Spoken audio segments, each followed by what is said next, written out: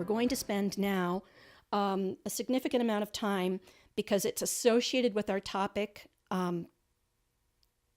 dealing with Montana Stories of the Land and how to support struggling readers and textbooks. We're going to be looking at the structure of an authentic literacy lesson. An authentic literacy lesson is a form of direct instruction. And the model that I have created for an authentic literacy lesson comes from Mike Schmoker in his book, Focus. So you've actually seen a little bit of that in the past. The foundational process for the structure of an authentic literacy lesson is the utilization of gradual release of responsibility, or I do, we do, you do. So when a teacher is employing the gradual release of responsibility, the teacher provides the maximum amount of support at the beginning of the lesson, or I do, where the teacher might actually be modeling or conducting some kind of shared activity where the students are engaging based on their ability level. So as you release responsibility, the teacher support actually goes down, and the student responsibility for doing the whatever the skill is independently actually goes up. So students' responsibilities are rising while teachers' responsibilities are going down. Another way to look at gradual release of responsibility is to look at it through the lens of reading, which obviously is the area that I care about most. And this model comes from Pearson and Gallagher. It was first articulated by them in 1983. And it involves initially high levels of teacher support. An example of a high level of teacher support is the read aloud lesson that I just described. When the teacher is reading aloud, she is providing the maximum amount of support for the learner. You would move from that to reading with, where students are actually engaged in portions of the reading or may actually be involved in some aspect of a guided support for the lesson and reading some aspects of it with relative independence, to the ability of learners to read whatever that text is with complete independence. So you're moving from the highest level of teacher support to no teacher support by the end. And I look at it through this lens. Reading to, highest level of support. Reading with, middle level of teacher support. It includes shared and guided reading. And then reading by, that's where the student is doing the reading him or herself. That's the lowest level or no level of teacher support as students are progressing through a text. We're always working at any age or grade level to get our students to that level of independence. And one of the problems that I see across a wide variety of observations in classrooms is we're not releasing responsibility.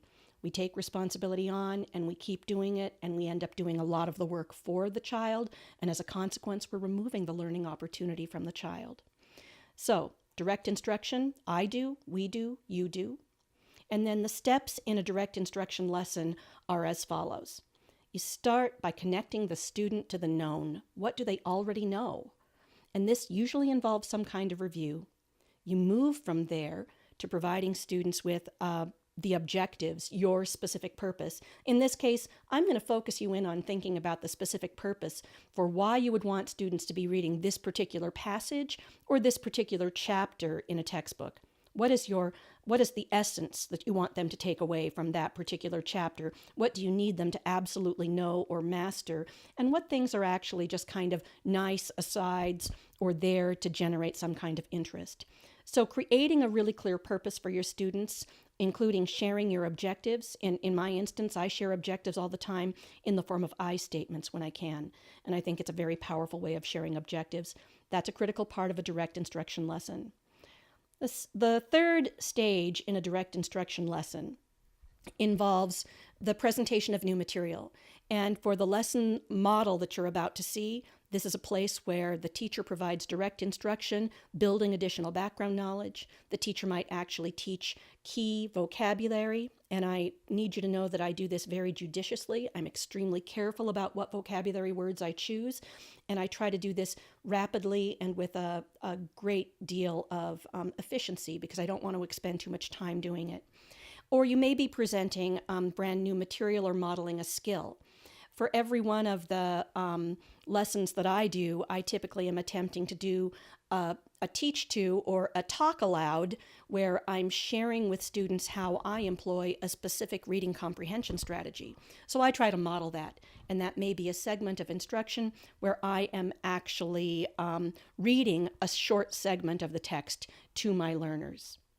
So the final two stages, or three stages, if you will, of a direct instruction model are where you provide opportunities for guided practice. And this is typically done in a loop. There will be actual cycles of guided practice with checking for understanding in between each and every one of those. So guided practice ends up occurring once, twice, maybe three times in a given class period as you're working your way through a chapter, for example, and it becomes a critical part of the process. And finally, working your way to independent practice, that you do portion of the direct instruction model. And then I always try to provide an opportunity for spaced recall. I want students to be engaged in recall practice if the content is something that I want the student to have in their long-term memory.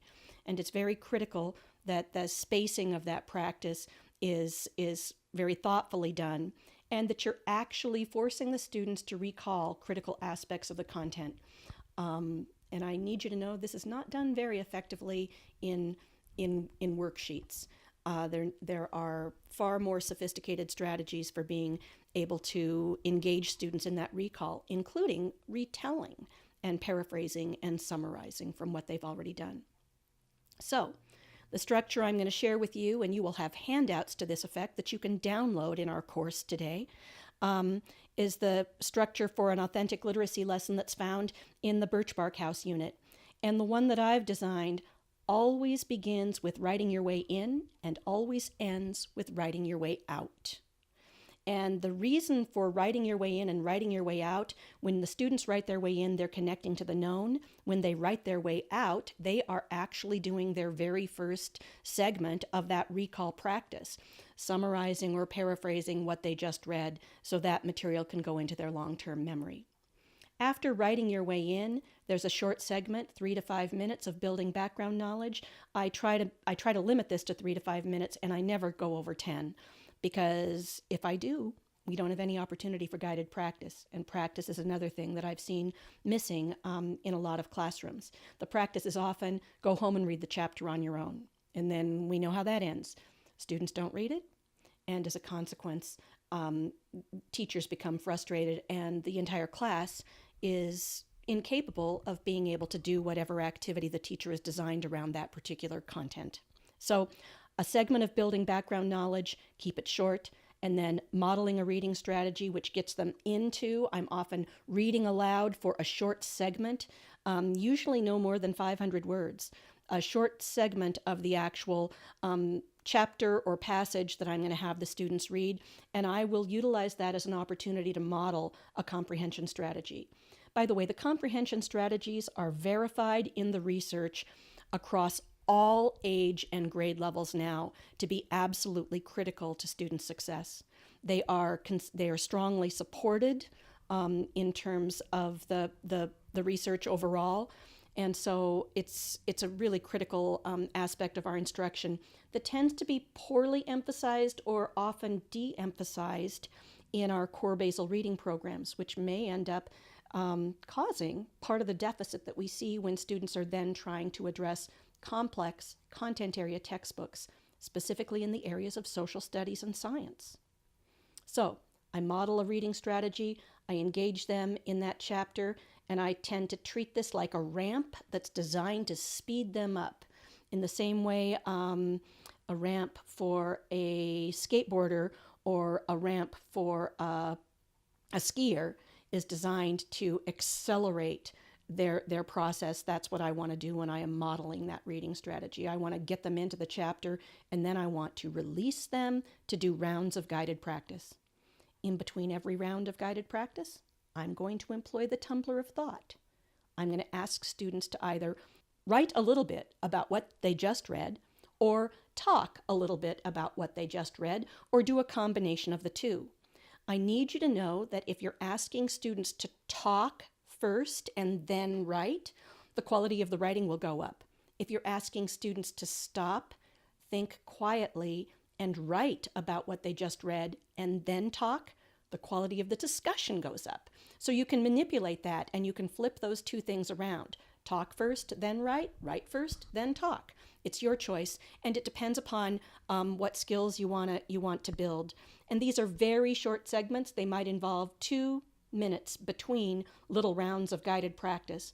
And sometimes it's as simple as turn to your table partner or turn to your shoulder buddy and talk to your buddy. Turn to your table partners and talk to the people sitting at your table.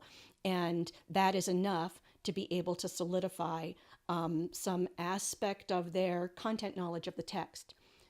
It's also critically important and benefits them enormously in relation to the struggling reader in the classroom. That struggling reader needs those opportunities to talk, and they need the more experienced and more advanced readers to be in mixed ability groups with them. So the quality of that conversation is elevated and it engages them more deeply in the content. And so this is my overall preference. In fact, I think it's very well established as well in the literature for heterogeneous grouping. We need students working in groups that include all ability levels, and it benefits both the upper level learners and the lower level learners equally for different reasons. So finally, after 1 or 2 or however many rounds of guided practice that you have time for in your class period, you cut them loose to do 5 to 10 minutes of independent practice where they're allowed to read right up until 3 minutes before the bell rings and work through the remainder of the passage to the best of their ability within the time that's given. I always reserve the last 3 minutes of class for a write your way out activity that typically will involve them retelling, summarizing, or paraphrasing what they just read, or making a prediction about what might happen next based on their current background knowledge. So that is basically the structure of an authentic literacy lesson. For further examples of this, I encourage you to go to the Model Teaching Unit for the English Language Arts grades 5 through 8 for Louise Erdrich's The Birch Bark House, which is a beautiful young adult novel. And I've basically taken chapter by chapter and done an authentic literacy lesson for each and every chapter, all 14 chapters of the book, following this model. You're going to see that early on in the Birch Bark House unit that all 6 of these stages are being represented. That as students become increasingly proficient at reading that particular novel, I often will be able to drop segments of this out and sometimes vary the actual pattern of this structure for an authentic literacy lesson. And finally, the last thing that I want to share with you is a structure for an interactive lecture or a film lesson. And it follows exactly the same pattern as the structure for an authentic literacy lesson, with the exception that instead of reading, you're presenting the lecture or film in chunks, approximately 5 to 10 minute chunks.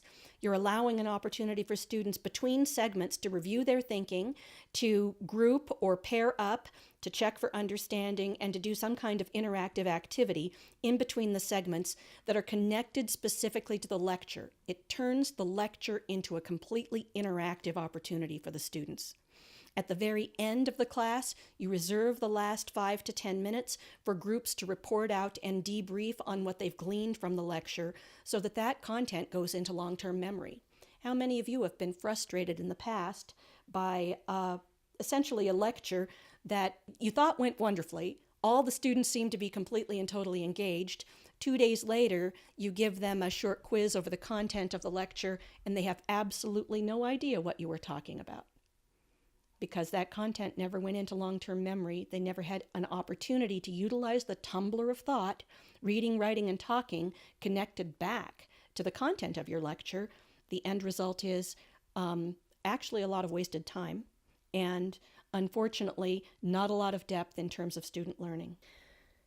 So, at the very end of that class period, I always reserve the last 3 minutes after my groups have reported out and we've conducted a debrief for the students to take a few minutes to quietly reflect, and in that time they write their way out. Frequently, I have them keep a notebook or journal that's specific to this particular topic over time. So they have that as part of their regular practice. Write your way in, write your way out.